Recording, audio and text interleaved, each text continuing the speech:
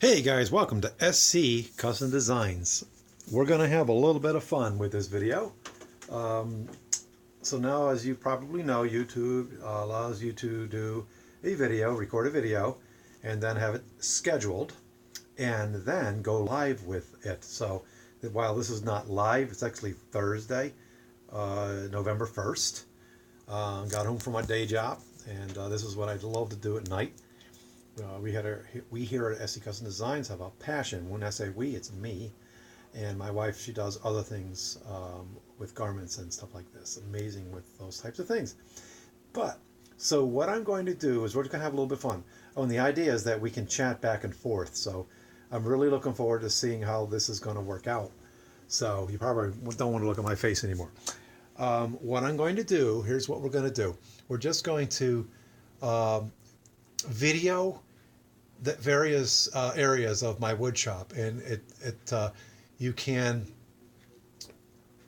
as you're watching the video, just make your comments. You know, what type of questions you might have, like, well, how many clamps do you have there, and how many clamps do I need in my wood shop, you know, and those types of things. I actually have a whole area of clamps that are not there now. So my understanding with working with clamps and wood through the years is you can't have enough. Oh, there they are there. They didn't make it from there to there. So at any rate, these clamps are conveniently just behind me to service me on my 16-foot table. I have a 16-foot table with electric service, not yet hooked up over there. I've been able to get away with what I got, really. It's the service in the middle, then this strip here, and then I have electric down there, okay?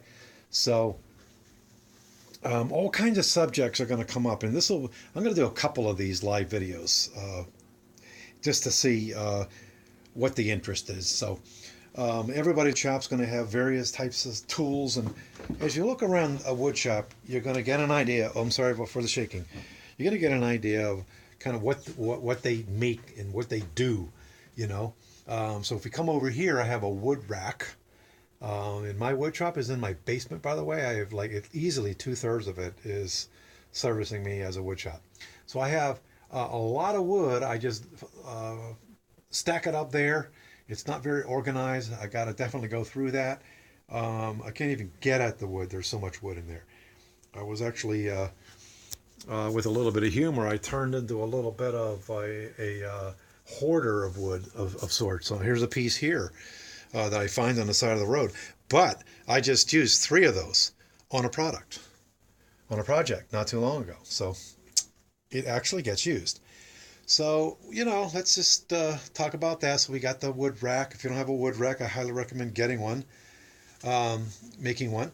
And then we have you could see some artifacts here of some products. These are actually templates and stuff like that I have for various projects, from various projects.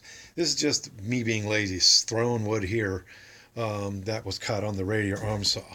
Okay, so now that we mentioned the radial arm saw, this radial arm saw, it's a 10-inch Craftsman, is on wheels. And by the way, you can look up the videos on if you see a tool, just please, when you're on at SC Custom Designs, my YouTube channel, just do a search and you'll probably find that I've done a video on that. This one here, for example, there's 3 videos that I did on this. Essentially, it's replacing the table, and you guessed it, this is something I found on the side of the road, and I put it into service on this radial arm saw. All right, I've actually have 2 Craftsman 10-inch radial arm saws. I just inherited 4 tools, and if we get that far, then there you go.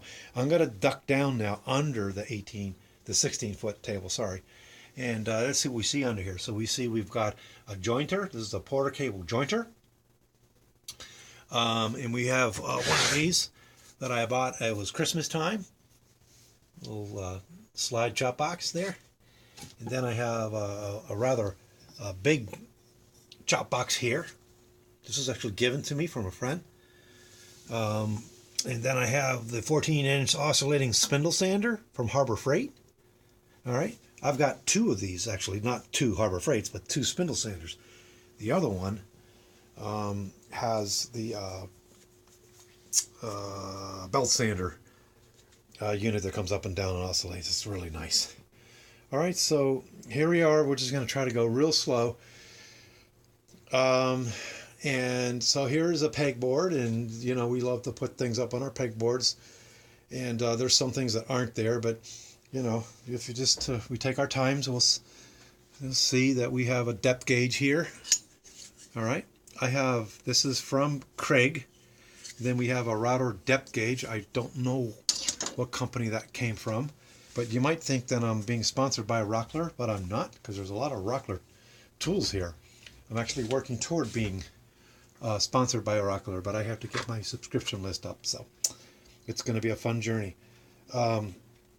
This is hot off the market, actually, from Rockler. It's a sanding bow, and you can get those odd angles. Like I make a lot of bandsaw boxes, and you can imagine trying to sand that, right? And you find you're contorting every which way. So he comes with a companion if you want to get it, the multi-roll sanding pack with the various grits. All right, so that's just very convenient. These guys are very, very cool. I actually did a video with me inside. I have 4 of these. Somebody actually wanted to know about these, so I took one out to answer a question. One of my subscribers. So he holds up wood, and I was inside a bookcase a year ago or so, and I was using these guys. So basically you can put big pieces of wood in there, clamp them, and they become your 5th hand. So these are great. They hold approximately, and I believe it was an inch of stock here. Okay, so you have the square, then these lock in, hold your wood. These are bandy clamps from Rockler. These are your fish. These are your they hold trim on, so you can bring it in like this, for example. All right, and just imagine, if you would, that there was trim here, and that saves you from having to clamp them with other types of clamp. It's just convenient. So it's a very strong grip there when it's rubber, and those guys are great. You can't have enough of those when I don't have enough of those when I'm on a project. So yeah, the idea is that I need to get a lot more of those. All right, so you just look around. I haven't used this jig yet. I got it for Christmas a couple years ago. Everything's a couple years ago with me. You look up here, you have your adjustable A square. Okay, here this is a Johnson square that's adjustable, and you have a handle there. Let's see, yep, there, and you can adjust it any way you want, right? That's just really, really convenient for working with long lengths of wood. These angled contour sanding grips are the bomb diggity for putting sandpaper in it and doing things like this. Just got those. If you don't have a wooden hammer, definitely get one. This is a birch one. I also recommend getting a soft rubber with the pellets inside. They're very convenient for very gently pounding things together when you don't want to mar them. Okay, and various types of hammers. Some of my hammers are being used. My shop is actually a mess. I don't ever make an apology for a messy shop. I'm going to be honest with you, because I'm busy and I'm working with the tools, and I'd rather my shop were messy than tidy. So let's see here. We just cut this guy out from across the street. It was from a huge tree. That was a branch, and we'll be marking up the various parts of the wood comes out of. We made this sign. Actually, my daughter was the one who etched that in for me. I don't have anywhere near the patience to do that type of thing. So, but we transferred the letters we printed it, and then we transferred it with something. I don't remember, acetone or what we used. There's various ways. I actually did a video on that. Like I said, just go ahead and look up the videos. when you see something. And I probably did some kind of thing on it. So, you know, I can't even move the camera too fast without going past a valuable tool. This is a card scraper unit to sharpen your card scrapers. The card scrapers are behind it, and then this unit here, you can look that up, is very convenient for sharpening your card scrapers. I have a Foley Balsall Institute woodworking course that I did in the 90s, actually, when you actually mailed them in, and that type of thing. So I don't think we're going to go too much farther from here, and maybe next week well, let's just go a little bit farther and look at this pegboard. You can see we got various types of saws. It's important to get a variety of saws, you know. This is a Japanese pull saw that I got various saws that push and pull. But this guy here is a Japanese pull saw. It cuts like a hair. It's amazing. So that's very convenient for making your dovetails, that type of thing, or tenons or whatever. And we have this new saw here, which is a 90-degree saw. You can cut in any direction with it. All Japanese saw.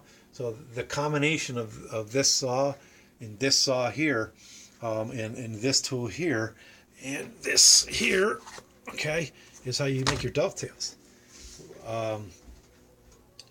This here is a really cool fence system that allows you to set it and lock in the angles.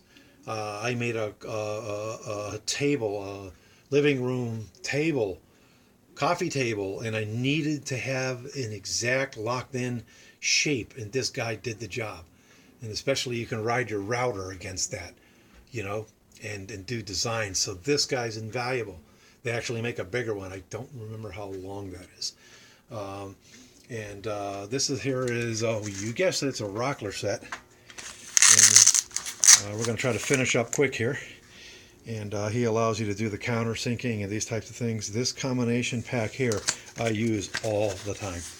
All right, so, and then this guy here is really convenient for setting different unique angles.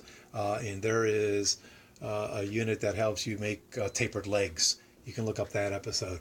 And yet another T-square up there. All right, we're going to stop there. Oh, we have a fence system here that you can put across the 4x8. There's a lever down there that you can lock in and then put it across the board so that you can trace or cut. And I know we just touched the iceberg with my wood shop. And don't be discouraged by all the things you see, by the way, because it takes time, and you actually don't need all these things to get a project done. When I lived in Eretz Israel, learned how to speak Hebrew there, we really only had in the wood shop a saw like this, okay, and we had chisels, which I don't really have good quality chisels, but I have some chisels to do that type of thing. You don't need a lot of tools. So, all right, hopefully you guys enjoyed my spontaneous, it's pre-recorded, but I'm looking forward to seeing what chats come in and what questions you might have. I would encourage you to stick to perhaps what you've seen, and we'll do another one. We'll probably end up doing, for all I know, 3 to 6 of them, where we'll span back across and look at more tools that we may have missed. Okay, and we'll talk about them, like how in the world did I do that shalom sign, you know? Let's all learn together. That's what my shop's all about. I love to learn from you and you from me, and having a great time. Thanks again. If you like what you see, subscribe to SE Custom Designs. We'd really appreciate that. And y'all take care, and God bless, and have a nice weekend, guys. Bye-bye now.